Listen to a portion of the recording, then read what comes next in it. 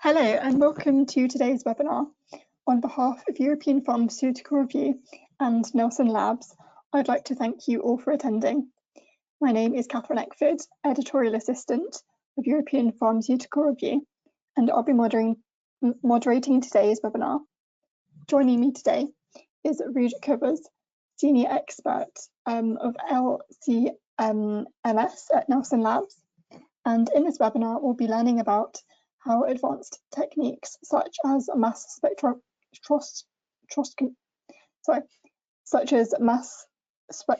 spectrometry can help identify unexpected impurities in drug substances and drug products. Following our presentation today, we'll move on to a live Q&A session where you can pose questions to our speaker. And please remember, you can submit your questions at any point during the webinar using the questions panel on the right menu. Now I'd like to hand over to Ruud, who will begin our webinar today.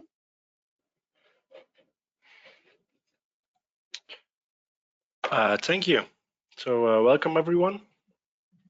In my presentation of today, Unmasking the Unknown and how mass spectrometry delivers accurate identifications, I would like to talk about impurities in drug substances or drug products, and especially those that emerge unexpected, and how mass spectrometry is the perfect tool to get these unknown impurities identified.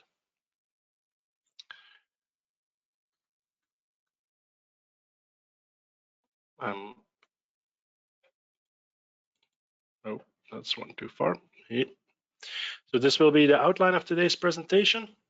First, I will set the scene, and further we will talk about the origin of impurities, some identification strategies, and finally we will discuss some cases we encountered at Nelson Labs.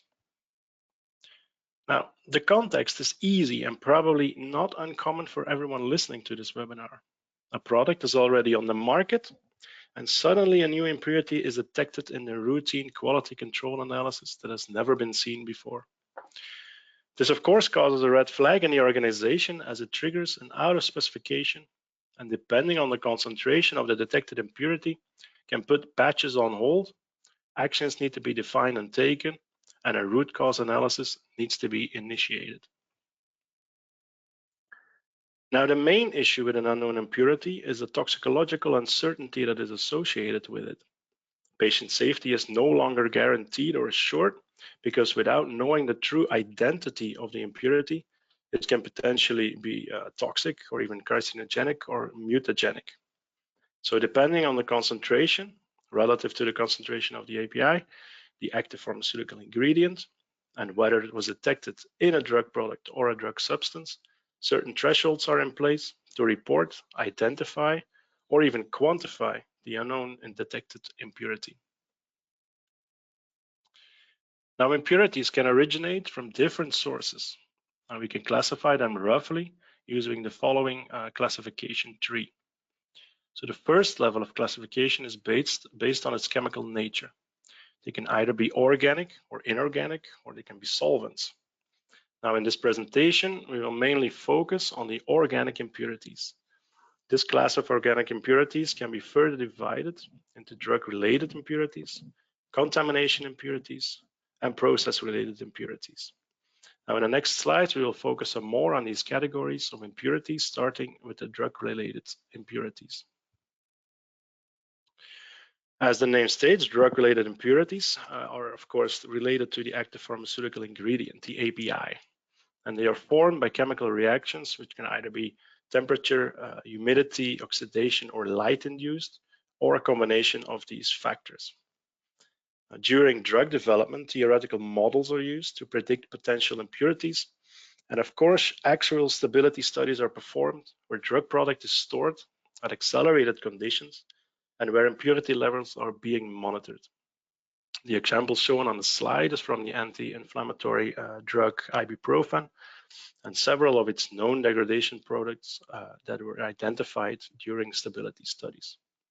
Since stability studies are performed extensively before drug products are released to the market, a new drug-related impurity should be rare. Now, the next category are the process-related impurities. They usually originate somewhere during the production of the active ingredient, the API, and are therefore related to the synthesis. Impurities can be associated with starting materials, reagents or ligands or catalysts, or intermediates from the synthesis that are insufficiently removed, or even byproducts can be formed.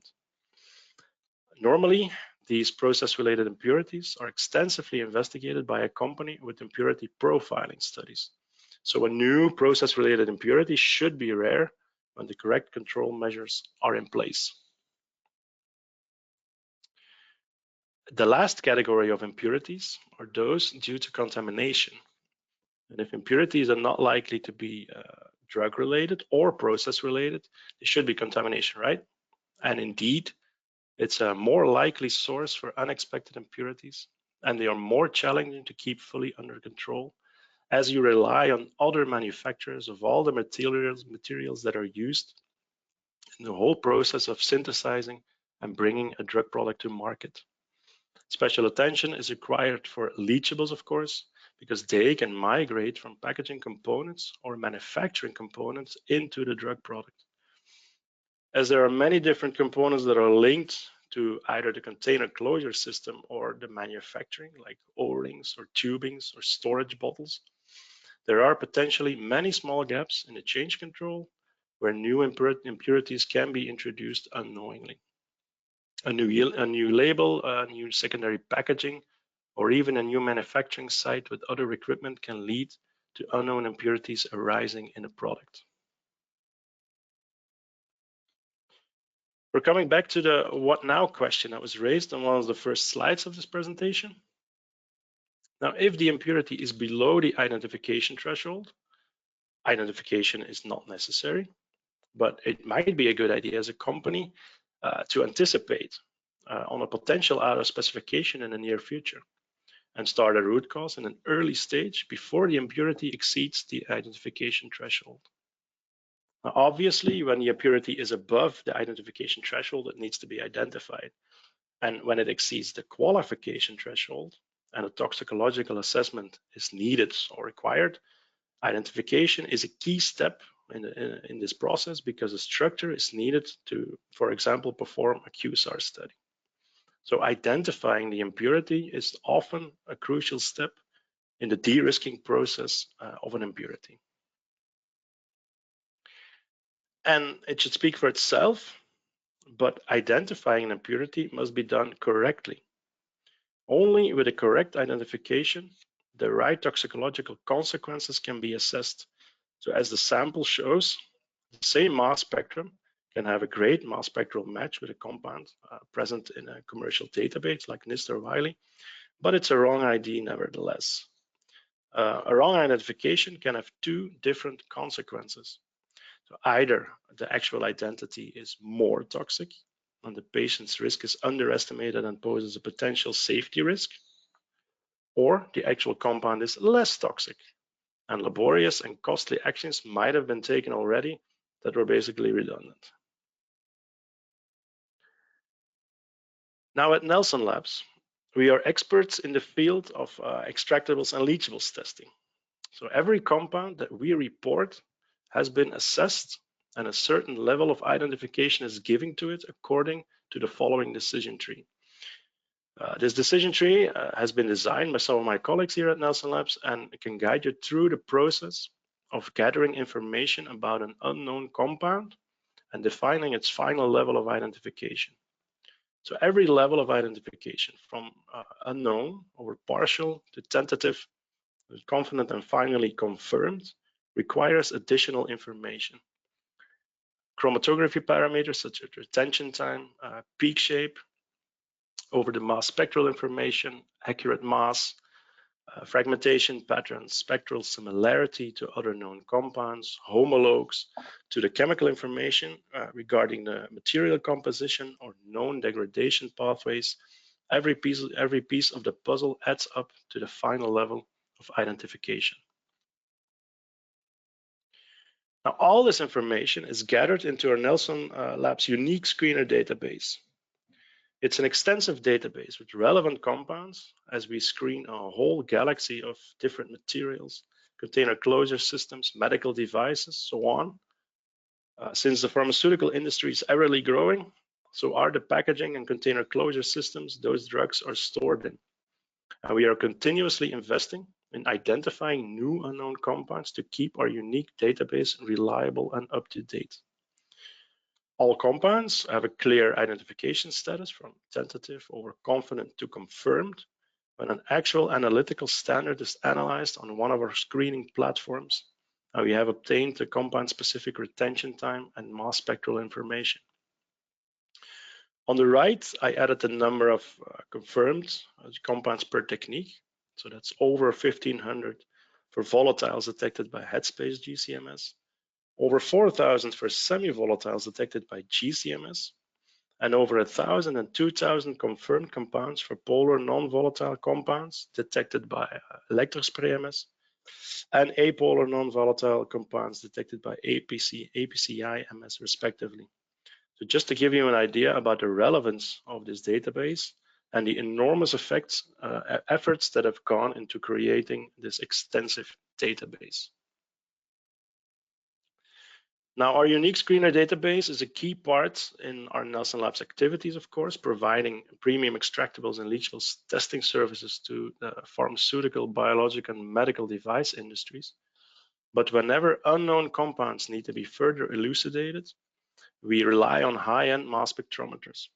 For non-volatiles, we use Orbitrap technology, so Q-Exactive systems, and more recently, the new Explorers platforms developed by Thermo Fisher, and Agilent GC-QTOF systems for semi-volatile compounds. These high-end machines have high-resolution accurate mass capabilities and can be used with multiple ionization techniques. They also have tandem mass spectrometry functionality, which means they are capable of selecting specific compounds and fragment them to obtain substructure information. So this provides us scientists with the data we need to come to a science-based identification. Without going into the finest details, I would like to demonstrate in short what these high-end mass spectrometers are capable of. So mass resolution is defined as the ability to distinguish between two different ions, only differing in a mass to charge ratio by a small value or increment. In this example shown here, we have two different compounds with the same nominal mass, but with a different molecular formula. So one is C5H10O2 isopropyl acetate, and the other one C4H10N2O, a nitrosamine, which is considered very toxic.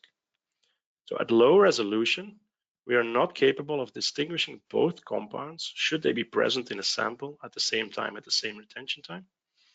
But when the sample is analyzed at higher resolution settings, it becomes possible to separate these ions. The higher the resolution, the more accurate the mass measurement becomes, and the more confidently a molecular formula can be deduced. We have to note that accurate mass alone does not deliver us with a structure. It only assists in correctly deducing an elemental formula of a molecule. And high resolution also does not deliver as a structure, but enables to separate between compounds with the same nominal mass, but with a different molecular formula. And it assists in confirming the elemental formula using isotope matching. Now, identifying unknowns is not written down in strict guidelines or cookbooks. So therefore, every company is free to develop its own methods or strategies. A general scheme, however, can look as follows. At first, general quality control methods using HPLC UV or GCFID are in place to ensure the quality of a drug product or a drug substance. They focus on the quantitative aspect and provide limited information, such as retention time and a UV spectrum, for example. Now, if an impurity is detected and you must come to an actual identification, the method generally needs to be translated and transferred to a mass spectrometry compatible method. Multiple ionization techniques can be applied, such as electrospray, APCI, that's chemical ionization, or a PPI, so photoionization for liquid chromatography, or electron impact or chemical ionization for GC gas chromatography. So each technique is suitable for a specific range of compounds. So combining multiple techniques delivers complementary information. If this information should be insufficient to come to an identification, NMR is also another technique that is very suitable to elucidate a structure of the unknown of interest. But in general, NMR is less sensitive than MS, and it requires a really pure sample, which is often not available. So it might then be necessary to isolate and concentrate the unknown, which can be a very laborious and costly project. So we can conclude that identifying an unknown is a team effort. So mass spec experts together with drug chemistry experts and material engineers, they use all available information to come to an MS-based identification. So it's only in CSI that the identity of a compound appears on a screen seconds after analysis. Now for the rest of this presentation, we will highlight some of the interesting cases we encountered in our lab. So I'll go to the process of how we came to an ID and provide you with some key takeaways about each case. The first case that we're going to talk about involves a change in material grade of one of the container closure components. So in fact, it's the same chromatogram as shown on the first slide, with a clear unexpected impurity present. At this stage, there was no clue to where this impurity was originating from. Luckily, the QC method was MS compatible, and we succeeded to record MS data that was associated with the unknown UV peak. Although the spectra we collected were of good quality, we lacked the information about the molecular ion, and we couldn't confirm whether the 135 moles that was detected was the parent ion or a fragment ion.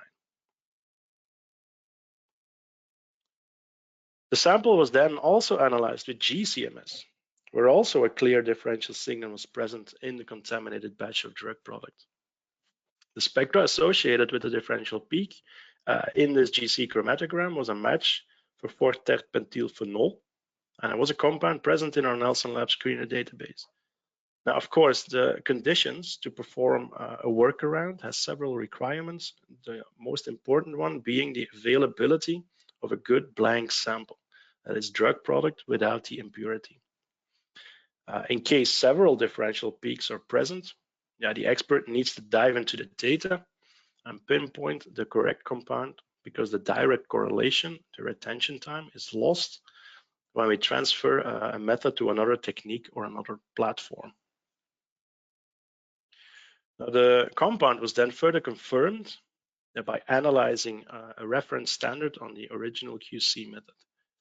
And we can now with certainty claim that the proposed compound is 100% correct based on its match on retention time, UV spectrum, and full scan and MS spectrum. Now, in this case study, the existing leachable data set was available only for the old material grade, and a change in material grade that might not have been shared knowledge by the material supplier led to a new leachable present in the drug product. So the change control procedure did not foresee potential new leachables as a consequence. From an analytical point of view, LC-MS data is not always conclusive and might lack some important information. So in this case, the absence of a clear molecular ion. So extending your analytical toolbox to other techniques, such as GCMS, delivered that final piece of evidence to come to a correct identification. Case number 2 that we will discuss in short involves a drug product that was manufactured at an additional manufacturing site, and where two new impurities were detected by the routine HPLC UV method that was used for quality control. And these impurities, they were never detected at the first manufacturing site. The routine control method was again MS compatible, so we could analyze the sample directly, coupling our LCUV to the MS system. And the unknown spectrum acquired with peak number 1 did not give us any headaches, because the full scan spectrum was a perfect match for the spectrum of 2,4-dichlorobenzoic acid present in our Nelson screener database. Although we do not have the retention time correlation, the ID is quite clear. And also, this specific compound is a typical leachable from peroxide cured silicon tubing that is often used in manufacturing plants. And it was confirmed that the new manufacturing site indeed used peroxide cured silicon tubing instead of platinum cured tubing present at the first site, which not yields to the difluorobenzoic acid as an impurity. So the sponsor confirmed the root cause with an ethanol extract of the tubing used at the filling station. Now, the second impurity was more of a challenge because there were no ions detected via LC-MS associated with that differential UV peak. Now, there could be several reasons why there was no response on that LC-MS run, ranging from compounds that fall below the mass range or of the method that was applied, compounds that might be too volatile, but also the lack of response give us some information. So we had to turn to our GC instruments once more, and this time also headspace GC-MS was used and to try and find the lead. A clear differential peak was present in the headspace GC-MS run, and that compound was identified as toluene. Now, toluene is a common solvent used in a wide range of industrial products, such as paints or inks or disinfectants. And we later confirmed the compound by running a reference standard on the routine QC method. So to wrap up this case study and define some takeaways, we can conclude that even the finest details need to be checked when you implement a new manufacturing site or even a new filling station. Solvent impurity may originate from many possible sources, so the root cause for this compound can be very challenging. Not all peaks detected by LC-UV necessarily have a response by LC or even GC-MS. So having multiple options to turn to, like even headspace GC-MS, and the availability of a large in-house database provides us a significant advantage in projects that turn out to be rather difficult. Now, case number 3 was the one where no impurity peak in a routine QC control method was detected, but where a drug product stored in contact with its container displayed a yellow discoloration. Now, the discoloration did not appear when the drug product was stored in a glass bottle. Now, of course, there's an immediate impact on the perceived quality of the product, and discoloration can also occur at very low concentration levels of impurity present in the product. So finding the exact compound responsible for the discoloration can be very hard. Now, luckily, there was a good blank drug product solution available, so we could perform a differential analysis on both LC-MS and GC-MS. With this approach, we could cover a wide range of organic compounds. As you can see on the chromatogram on the left, several differential peaks were eventually identified, but one of them, number 4, indicated by the blue square, that drew our attention. And this compound was also present in the LC-MS run. Now, this compound was HMF, so hydroxymethyl 2-furan carboxylaldehyde, a compound present as one of the major intermediates in the Maillard reaction, responsible for the browning of foods. Now, the aldehyde is formed as a decomposition product from glucose or fructose in foodstuffs subjected to cooking or heat sterilization. Now, the drug matrix contained fructose, but why the discoloration not take place in the glass bottle?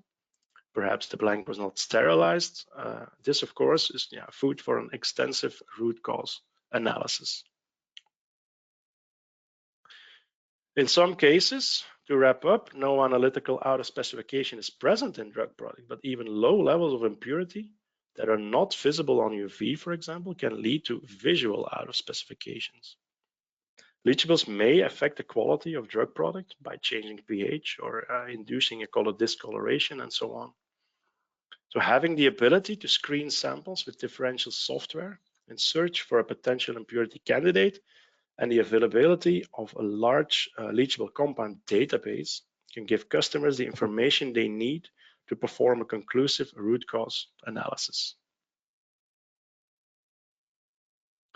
Case number 4 was also a case of a totally unexpected impurity that suddenly was present after there was a change in secondary packaging. Now, the secondary packaging is not in direct contact with the drug product, but it can lead to unexpected impurities in the drug product nevertheless. So it's not uncommon for chemical compounds to migrate through primary packaging into a drug product. The routine QC method used to perform the routine control of the drug product contained buffers and salts that were not MS compatible. So in this case, we had two options. One is to translate the existing method to an MS compatible method and try to keep the same retention behavior of the peaks. But in most cases, buffers and salts are used for a reason, the retention of the API. So it can be a very difficult task. The second option, which is more favorable, is a hard cut to DLCMS. So the differential UV peak is split off and injected onto a second LC column with its own MS-compatible mobile phases. So in this specific case, as a second dimension, we used our in-house LC screening method directly coupled to the in-house database. After analysis, we did not detect direct hit from our database, but accurate mass allowed us to determine the elemental formula of the compound associated with the differential UV peak, which was C22H22010. Expert mass spectral interpretation led to the following proposed structure. Nowadays, software is available to challenge this theoretically generated mass fragments with the experimental fragmentation spectrum. So the compound was tentatively identified as PET-related. And in fact, multilayer overpouches frequently contain a polyethylene terephthalate layer. So in the end, the compound was acquired and used to confirm the target impurity by injecting it on the existing QC control method. Wrapping up case number 4, we can conclude that also changes in secondary packaging can lead to new impurities arising in a drug product. Migration of leachables is often observed, so including the secondary packaging in your change control procedure is very important. The analytical takeaway is that in some cases, high-end systems, software and skilled analytical experts are required to tackle more complex structural elucidation tasks. And overcoming non-MS compatible use LC-UV methods requires a versatile system setup. For example, the availability of a specialized 2D LC-MS system. The last case that we're going to talk about involves a label change on a drug product that was already on the market. Now, root cause started by the company at an early stage already revealed that the unknown impurity was indeed coming from the new label. So they provided us as a company with the contaminated drug product as well as an extract of that label in question. Both sample and the label extract were analyzed using our in-house screening method coupled to the screener database, and a match was found for the UV peak that was present in the sample and the label extract. And this compound matched with 4-methylbenzophenol. We later confirmed the identity of the 4-methylbenzophenol on the QC method. And this compound in question is a photoinitiator generally used to cure ink. So the compound migrated from the ink on the label into the drug product. Now, this last case teaches us that a container closure system used to store a drug product needs to be thoroughly investigated before bringing it to the market. Changing anything from a primary packaging like a label can have a huge impact on introducing potential new leachables in the final product. Now, luckily, a root cause pinpointed the label as a source of the impurity, and it was rapidly identified due to a proprietary knowledge in terms of packaging-related compounds. We reached the conclusion of this presentation. Running structural elucidation projects for unexpected impurities, we as a company find that these unexpected impurities are not uncommon and that they are often from the contamination category, such as leachables or residual cleaning agents. Frequently, a small gap in the change control allowed the unexpected impurity to emerge. Identification is a critical step in a safety assessment and root cause analysis, but there is no clear how to identify an unexpected impurity guideline. So yeah, every lab or company is free to develop its own strategy with the available experts and technology. At Nelson Labs, our job as structural elucidation experts is made easier because we can rely on our extensive extractables and leachables database. Now, finally, there are many handbooks available around mass spectrometry and mass spectral interpretations, but also Nelson Labs wrote a very practical guide around mass spectral interpretation workflows. It is used for identification of extractables and leachables as a starting point, but it is broadly applicable to other applications as well. Also, the white paper about identifying unknown impurities written by Nelson Labs is a nice piece to read to get some additional information. So with that last being said, I would like to thank you for your attention, and I'm looking forward to answering any questions you might have. Thank you, Ruud. That was a great presentation and a really useful variety of case studies as well. So now we're going to move on to our Q&A session. And here we've got some questions to answer already. So the first one, for example, is, can mass spectrometry identify all unknown impurities? Well, I would like to say yes, of course. But yeah, in the real world, no, not all impurities can be identified. Some of them do not have a response on mass spectrometry, so they remain unknown, or they might be inorganic, which are also very, very hard to identify. But I think I can say that in most of the cases, let's say 95% of all the impurities, all the impurity projects that we have done, we are able to provide the customer with relevant information that they can use to start their root cause analysis. So only in rare cases that we cannot help our customer. Okay, thank you very much. And as well, another question then, how can we prevent the material changes from slipping through the supply chain control procedures?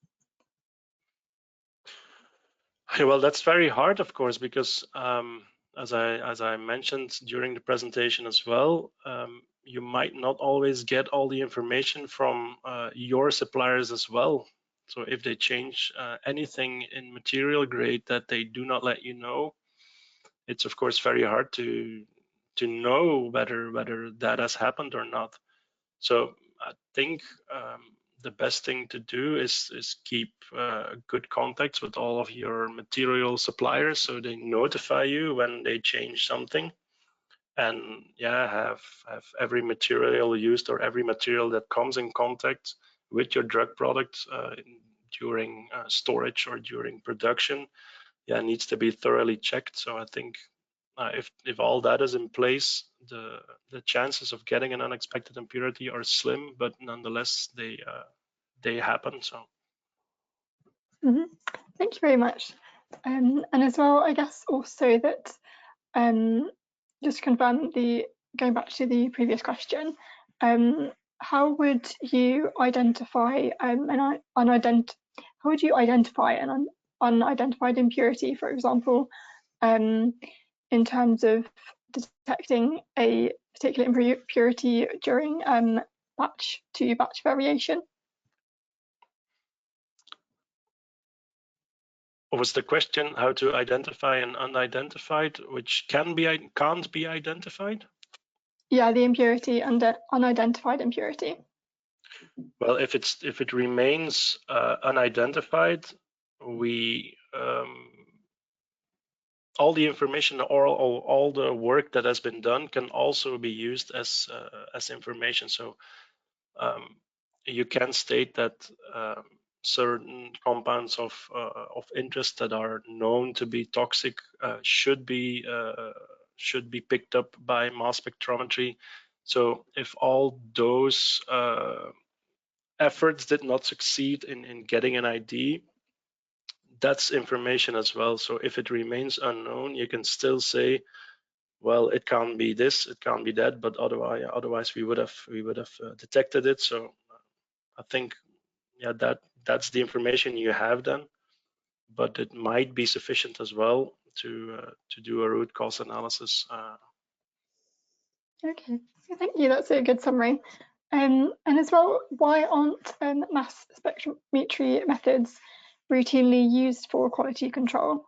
Wouldn't having the mass spec data immediately on detecting a new impurity, wouldn't that be beneficial?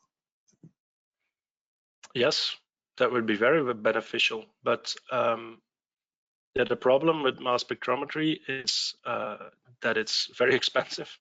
So if every routine quality control lab that now runs low cost QC methods, which are HPLC UV and GCFID, are not that expensive to have as equipment and people that needs to be trained for it. So in that light, it's just not possible for every routine lab to have those high-end machines available. That's it's a very specific part of analytical chemistry, and it's just not possible to have them standing in every lab. So. Okay, no, thank you very much. And as well, to our audience, if you've still got questions, you can send them through to us. We can answer them as well. And also, we have another question. Just to confirm. So that, yeah, I guess would perhaps Reid, would you like to elaborate on any of the kind of key data that you shared in the presentation so far? Is there anything that stood out to you in terms of findings that that you had during the test that you were doing? Anything that was particularly interesting? Well, I think all of the cases that we talked about are interesting. Some of them are, yeah, let's say from a scientific point of view, less interesting because they are direct hits that come out of our in-house database. So those projects do not require much thinking, if you can say it like that. So from the interesting point of view, they are less interesting, but they are of course very valuable because we can help customers with this in-house database very rapidly and very confidently. So if a project turns out to be more elaborate, then of course we can get it done as well. But yeah, those coming right out of the database, those are really rapidly to help customers very fast, so they can take that information and do their thing with it. So.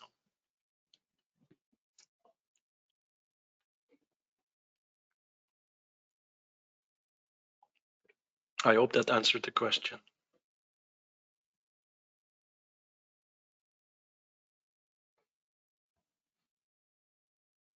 Yeah, thank you very much. And as well, also out of interest,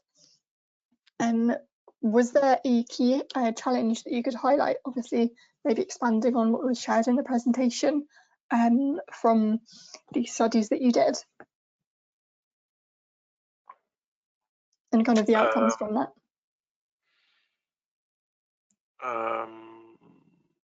I do not know how to answer that question. Sorry.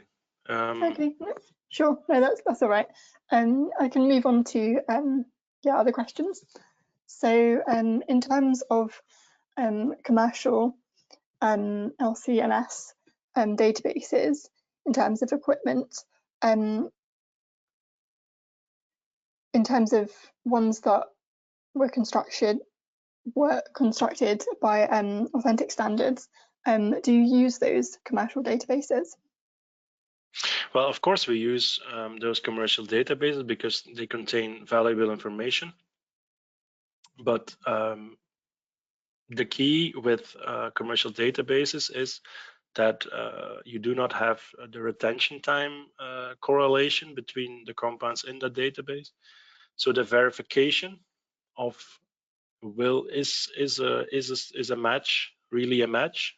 So that confirmation needs to be done very thoroughly, because if you just rely on the highest of the compound with the highest match factor in commercial databases, then in a lot of cases, yeah, it won't be correct. So we are very experienced in identifying unknown compounds and identifying organic compounds out of material packaging and container closure systems. So we have a lot of experience in that. So there must always be a reason why a compound is migrating from a container closure system, for instance. So if you have materials that are only carbohydrates and you report something with nitrogens and chlorines and whatever, so that doesn't make any sense. So also, although it can be the compound with the highest match factor in a commercial database, it probably will not be the correct identification. So it's always key to double check these hits from commercial databases. But we use them because there's lots of interesting information in there, but it needs to be double checked, of course. Okay, brilliant, thank you. And also, if an impurity is to be identified and controlled, can you say that this impurity doesn't impact product quality?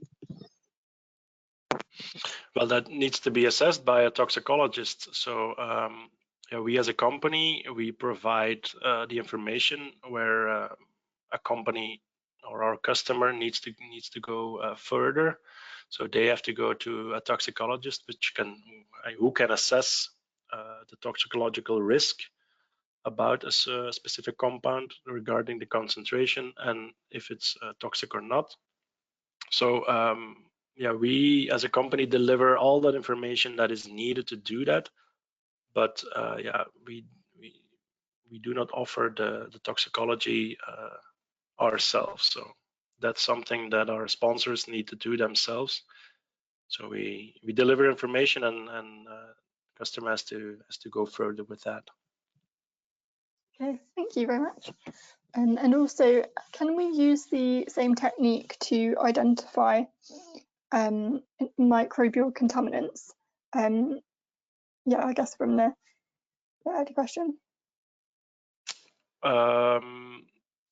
Microbial contaminants, I don't think we can analyze. Maybe if there would be some residual peptides or proteins, that might be a chance, but real bacteria and other living things are not the core compounds that we can analyze with mass spectrometry. So it's only for organic compounds that we have the suitable instrumentation. Okay, no, thank you. That's really good to know. And I think at the moment we don't have any more questions currently that we can go through. So I think at this point we'll close the webinar. Obviously, thank you to our speaker. And I would also like to thank our audience today for submitting all of your questions. And as you leave the webinar, a short survey is going to appear on your screen asking you to rate your experience. and do take a moment to provide your feedback. If now's not a good time, the survey will also be sent to you by email, and if you could complete it, we would greatly appreciate it. So on behalf of European Pharmaceutical Review and Nelson Labs, wanted to say thank you and goodbye, and we hope to see you again soon. Thank you.